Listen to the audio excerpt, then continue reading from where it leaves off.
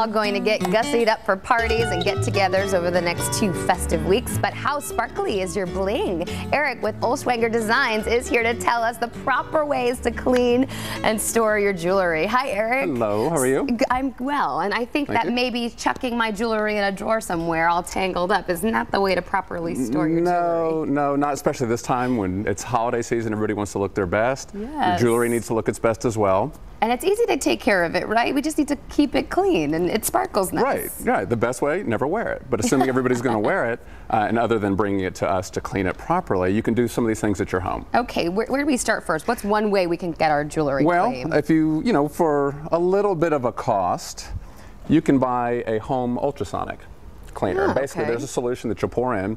You'll put the piece of jewelry in, turn it on, it vibrates the soap, the dirt, the lotion, whatever's built up.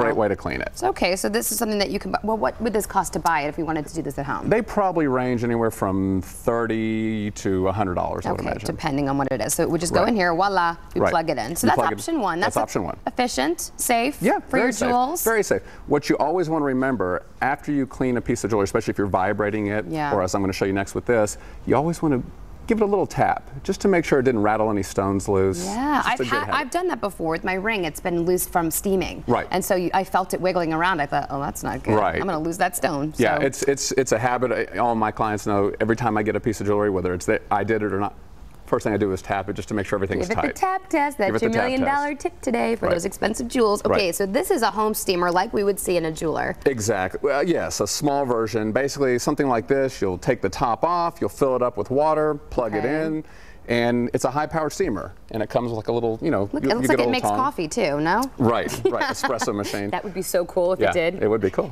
All right. You'd basically push it, hold the jewelry underneath. It's got a little basket in case it does blow any stone out or anything that could happen. Oh, that's good. All your spare parts come jingling around in that thing. Right, but just a really great piece of machinery. This, I want to say, retails in the $150 range. Okay, so this is like for the good stuff that you really want to steam clean, like this bracelet. I just picked this up off the table. It's kind of like holding it. It looks like an expensive bracelet. It's pretty nice. It's a few dollars. It's a few dollars. Okay, so we have a couple options. This is how I clean my jewelry, though. This guy right here. This is what I have at home. When you buy jewelry, or even if you don't, you know, you can go into the jeweler and you can get these for pretty cheap. Right. How efficient are these guys? These are great. They come with a little brush. So what you would do is you would, you know, you could soak your jewelry inside of it. It's got a little brush. Soak it in and then you're just like. Right. And you just don't want to brush really hard for the same reason you can loosen prongs. Yeah. But really great, just make sure you rinse it with water when you're done. Just get all the little sticky residue off. And it's fantastic. Okay, all right. Now, this is also another method I've heard about, the baking soda toothbrush thing. This is really simple. Yeah. I'll talk about the baking soda here in a second. Ammonia, a quarter ammonia, 3/4 warm water, and an old toothbrush, unless you're upset at your spouse and you want to use his toothbrush.